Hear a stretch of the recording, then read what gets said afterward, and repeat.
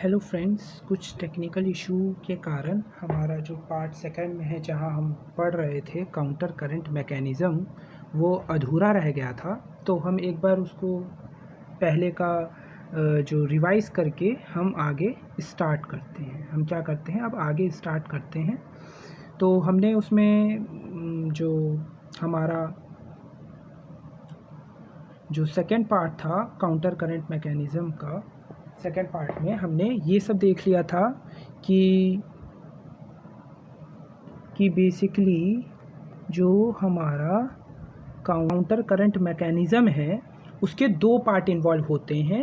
एक होता है हमारा काउंटर करंट मल्टीप्लायर और दूसरा होता है हमारा काउंटर करंट एक्सचेंजर। ठीक है, काउंटर करंट मल्टीप्लायर में loop of Henle of juxta medullary nephron involve होता था और काउंटर करंट एक्सचेंजर में वासा रेक्टा होता है। ठीक है, फिर हमने काउंटर करंट मल्टीप्लायर का काम देख लिया था कि वो क्रिएट करता है मेडुलरी ऑस्मोलैलिटी को, वहीं जो वासा रेक्टा है जो काउंटर करंट एक्सचेंजर है वो क्या करता है, मेंटेन करके रखता है मेडुलरी ऑस्मोलैलिटी को। ठीक है, फिर हमने ये देख लिया था कि जो लूप ऑफ हेनले हैं उसके जो दो पार्ट है, thin descending limb of loop of Henle को हम कंसंट्रेटिंग सेगमेंट बोल रहे हैं और जो thick ascending limb of loop of Henle है उसे हम क्या बोल रहे हैं, डाइल्यूटिंग सेगमेंट बोल रहे हैं। ठीक है, अब हम उससे थोड़ा आगे चलते हैं। तो जो हमारा कलेक्टिंग डक्ट होता है वहाँ पर एडीएच की प्रेजेंस में वाटर का भी रीअब्जॉर्प्शन होता है और जो मेडुलरी पार्ट होता है कलेक्टिंग डक्ट का, ये जो मेडुलरी पार्ट है कलेक्टिंग डक्ट का इस पोर्शन में, यहाँ पर क्या होता है, रीअब्जॉर्प्शन होता है वाटर का भी और सम अमाउंट ऑफ यूरिया का भी मेडुलरी इंटरस्टिशियम में रीअब्जॉर्प्शन होता है। एक तरीके से ये इसीलिए होता है ताकि मेडुलरी इंटरस्टिशियम की ऑस्मोलैलिटी को क्रिएट किया जा सके। तो ये तो हो गई हमारी किसकी बात, काउंटर करंट मल्टीप्लायर की। अब हम किसकी बात करेंगे, काउंटर करंट एक्सचेंजर की, यानी वासा रेक्टा की, जो कि हमारा क्या करता है, मेंटेन करता है मेडुलरी ऑस्मोलैलिटी को। तो यहाँ पर नॉर्मल वेसल्स भी हो सकती, अगर यहाँ पर मान लो कि अगर यहाँ पर नॉर्मल वेसल्स होती, वो क्या करती कि यहाँ जो इंटरस्टिशियम में जो क्रिएट हो रही है ऑस्मोलैलिटी को, जो भी चीज़ सिक्रीट हो रही है उसको नॉर्मल वेसल्स क्या करती, एब्जॉर्ब कर लेती और उसका रीअब्जॉर्प्शन करने के बाद ब्लड में भेज देती है ना। बट यहाँ पर वासा रेक्टा प्रेजेंट है, इसकी वजह से ये वासा रेक्टा क्या करती है, उस ऑस्मोलैलिटी को मेंटेन करने का काम करती है। कैसे मेंटेन करती है अब वो देखते हैं। ये जो वासा रेक्टा है इसके पास दो पोर्शन है। एक तो है इसके पास descending limb of vasa recta, एक है ascending limb of vasa recta. तो जो ये descending limb of vasa recta है, यहाँ पर क्या हो रहा है कि ये जो NaCl और यूरिया है ये इसके अंदर एंटर करता है डिसेंडिंग लिम्प ऑफ वासा रेक्टा के। फिर ये इधर से ऊपर जाता है और जब ये ascending limb of vasa recta में पहुंचता है तो ये यहाँ से प्लाज्मा में ना जाकर ये वापस क्या करता है, NaCl यूरिया को मेडुलरी इंटरस्टिशियम में आउट कर देता है। फिर ये NaCl यूरिया डिसेंडिंग लिम्प में जाता है, फिर ये असेंडिंग लिम्प में आता है, फिर असेंडिंग लिम्प से वापस फिर मेडुलरी इंटरस्टिशियम में आता है। ठीक है, तो इस तरीके से NaCl और यूरिया दोनों का ये क्या करता है, रीसर्कुलेशन करता है थ्रू मेडुलरी इंटरस्टिशियम। ठीक है, इनटू द वासा रेक्टा। ठीक है, तो हो क्या रहा है कि ये जो ascending limb of vasa recta है, यहाँ पर NaCl यूरिया को बाहर निकालना पड़ेगा यहाँ से, क्योंकि अगर बाहर नहीं निकलेगा तो ये वापस कहाँ चला जाएगा, ये ब्लड में चला जाएगा, प्लाज्मा में चला जाएगा। तो ये यहाँ से बाहर आता है मेडुलरी इंटरस्टिशियम में।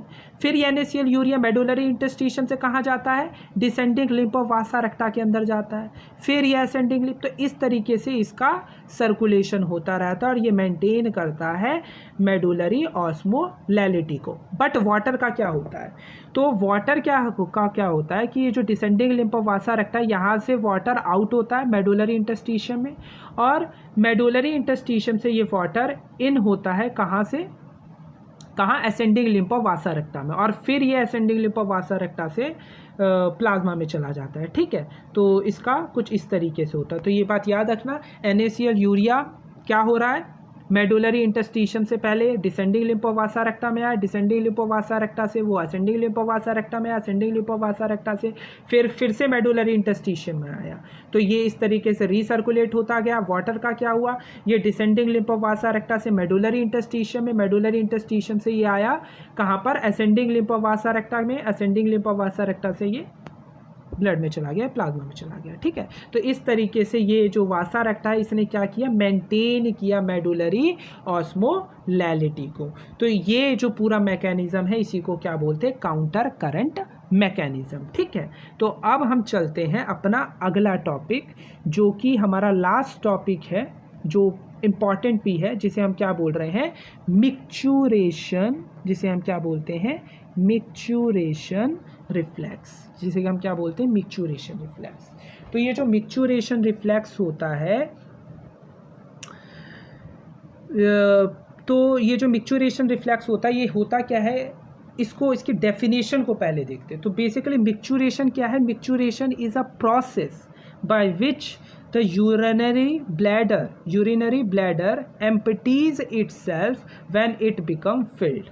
तो जब ये यूरिनरी ब्लैडर फिल्ड हो जाएगा तो ये बेसिकली जो यूरिनेशन का प्रोसेस है इसको क्या बोल रहे हैं, हम मिक्चुरेशन बोल रहे हैं। ठीक है, तो इसमें क्या क्या चीज़ें इन्वॉल्व होती है उसकी थोड़ी एनाटमी को देख लेते हैं। तो ये हमारी किडनी हुई, ये हमारी किडनी हुई, ये हमारा यूरेटर हुआ। ठीक है, ये क्या है, हमारा यूरेटर है।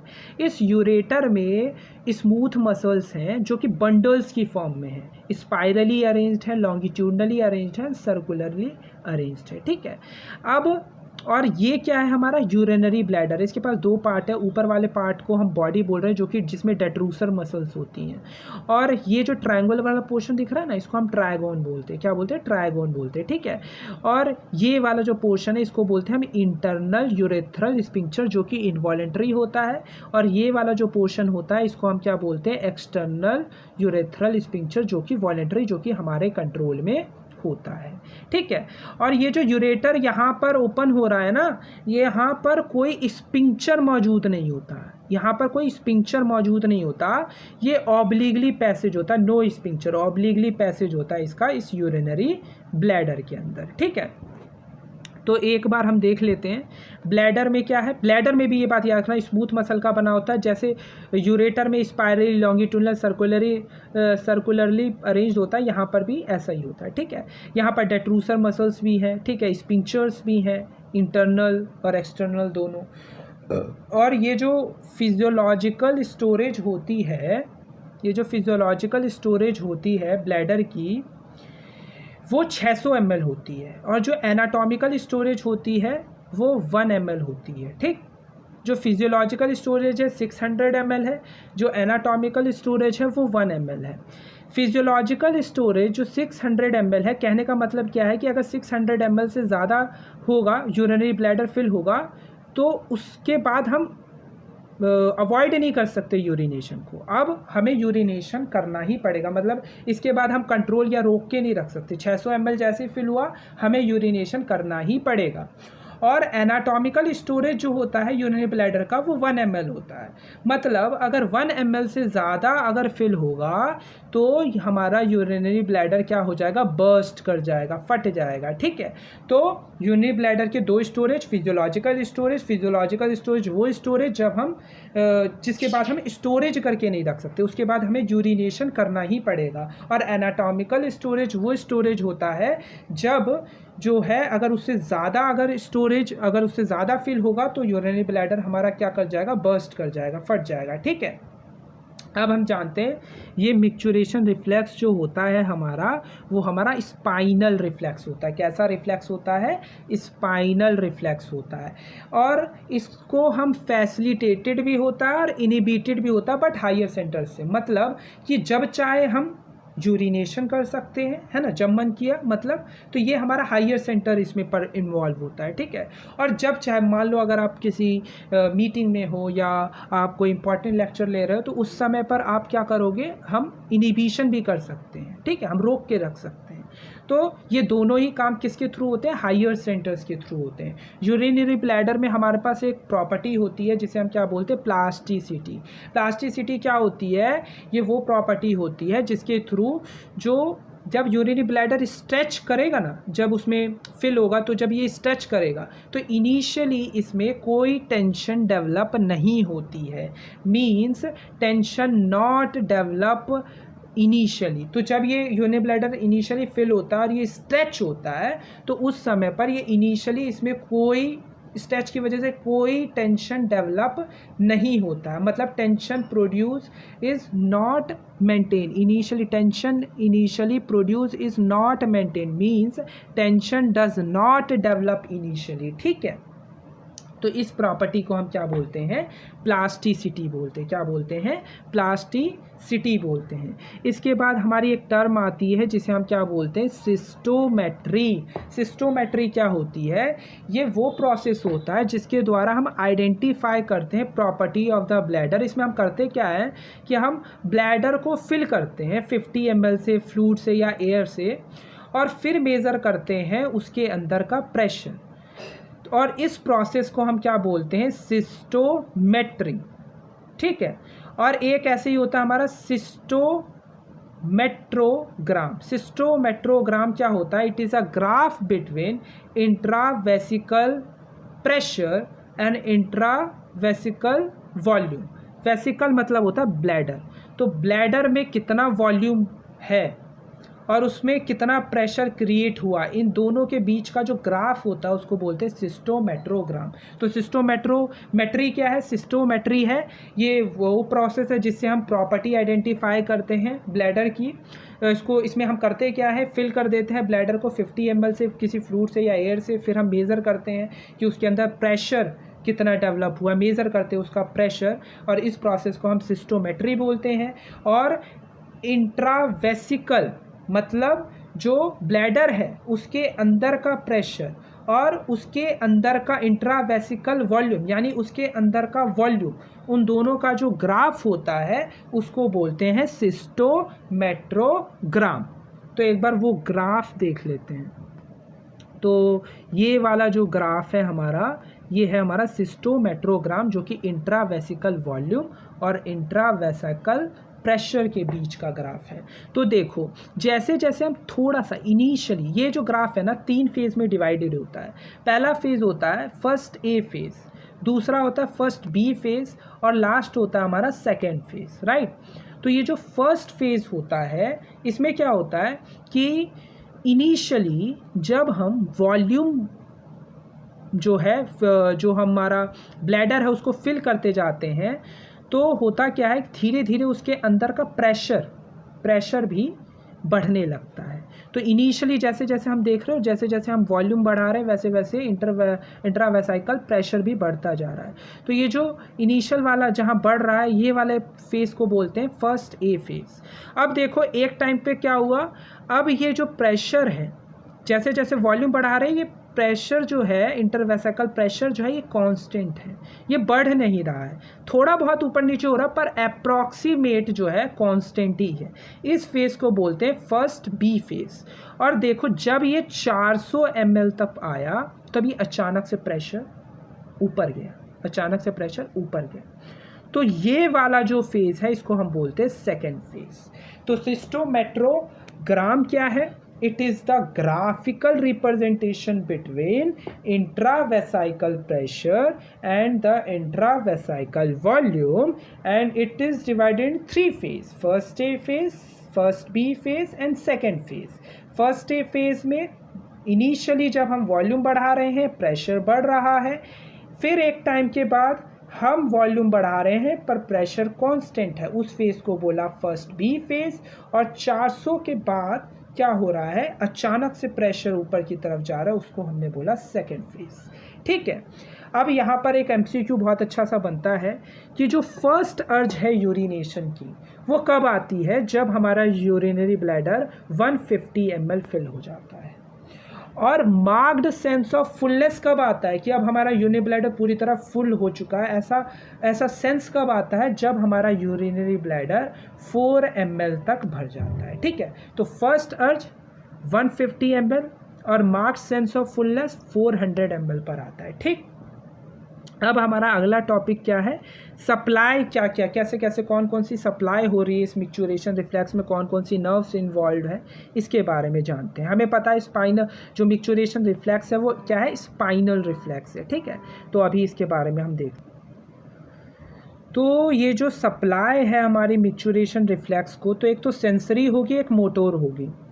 तो सेंसरी तो हमें पता है इफ्रेंट के थ्रू होती है और मोटोर हमारी इफ्रेंट के थ्रू होती है। इधर पेल्विक नर्व्स इन्वॉल्व होती है और इफ्रेंट वाले में पैरासिम्पथेटिक इन्वॉल्व होती है, ठीक है। एक बार देख लेते हैं। फैसिलिटेटेड एरिया, फैसिलिटेशन का एरिया हायर सेंटर्स में होता है, तो कौन सा होता है फैसिलिटेशन का एरिया, तो पोन्स होता है। और रोकने वाला जो रोकने के लिए जो जिम्मेदार होता है, तो वो वाला जो एरिया होता है वो हमारा मिड ब्रेन में होता है, ये भी याद रखना, ठीक है। अब हम देखते हैं यूरिनरी ब्लैडर में कैसे नर्व सप्लाई है। तो यहाँ पर यूरिनरी ब्लैडर में देखिए, यहाँ पर जो ब्लू पेन से है वो एफ्रेंट है और जो ब्लैक पेन से मैंने शो किया है वो जो है हमारी नर्व्स वो इफ्रेंट है, ठीक है। तो जो सैक्रल है, जो सैक्रल है, सैक्रल की जो दूसरी, तीसरी और चौथी, sacral second, third and fourth, ठीक है, वहाँ से दोनों ही एफ्रेंट भी जाती है, इफ्रेंट भी जाती है, ठीक है। एफ्रेंट नर्व्स हमारे कहाँ जा रही है, इस यूरिनरी ब्लैडर में जा रही है, ठीक है। और किस के थ्रू जा रही है, पेल्विक नर्व्स के थ्रू जा रही है, पैरासिम्पथेटिक, ठीक है। और सोमैटिक मतलब जो कंट्रोल वाली, जो हमारे कंट्रोल में है, जो एक्सटर्नल स्पिंक्चर को सप्लाई करेगी, वो भी हमारी सैक्रल सेकेंड, थर्ड और फोर्थ से जाती है, किसके थ्रू, पोडेंडल नर्व्स के थ्रू, ठीक है। तो सैक्रल वाली दोनों ही जो हमारी यूरिनरी ब्लैडर को सप्लाई कर रही है वो भी दूसरी, तीसरी, चौथी है, किसके थ्रू, पेल्विक नर्व्स के थ्रू, पैरासिम्पथेटिक है। और जो सोमैटिक है, जो हमारे कंट्रोल में, वो भी सैक्रल सेकेंड, थर्ड और फोर्थ के थ्रू, किसके थ्रू, पोडेंडल नर्व्स के थ्रू किसे सप्लाई कर रही है, एक्सटर्नल स्पिंक्चर को सप्लाई कर रही है। किसको सप्लाई कर रही है, एक्सटर्नल स्पिंक्चर को सप्लाई कर रही है। होता क्या है कि जब यहाँ की ये जो यूरिनरी ब्लैडर की जो डेट्रूसर मसल है कॉन्ट्रैक्ट करती है, तो एक्सटर्नल स्पिंक्चर रिलैक्स करती है और यूरिन पास आउट हो जाता है, ठीक है। और सिंपैथेटिक नर्व्स की बात करें तो वो भी हमारी इस यूरिनरी ब्लैडर को सप्लाई करती है, बट यहाँ पर होता है lumbar first, lumbar second and lumbar third, ठीक है। इसके थ्रू, किस नर्व्स के थ्रू, हाइपोगैस्ट्रिक नर्व्स के थ्रू। कहाँ से जाती है, तो इंफीरियर मिजेंड्रियल गैंग्लियन के थ्रू जाता है, किसके थ्रू, इंफीरियर मिजेंड्रिक गैंग्लियन के थ्रू, ठीक है। हमारी सिंपैथेटिक नर्व्स भी सप्लाई कर रही होती है यूरिनरी ब्लैडर को। तो इसकी सप्लाई एक बार देख लो, ठीक है। इसकी सप्लाई की बात करें तो हमारे पास यूरिनरी ब्लैडर को सप्लाई कर रहा है कौन, पैरासिम्पैथेटिक वाला पोर्शन, किसके थ्रू, पेल्विक नर्व्स के through, sacral second, sacral third, sacral fourth के थ्रू, ठीक है, एफ्रेंट डिफरेंट दोनों। और एक्सटर्नल स्पिंक्चर में हमारा उसमें भी sacral second, sacral third, sacral fourth के थ्रू हो रहा है, बट पोडेंडल नर्व्स इन्वॉल्व है, सोमैटिक है, कंट्रोल में है, ठीक है। और सिंपैथेटिक सप्लाई जो है वो हाइपोगैस्ट्रिक नर्व्स किसके थ्रू, इंफीरियर मिजेंट्रिक गैंग्लियन के थ्रू हो रहा है।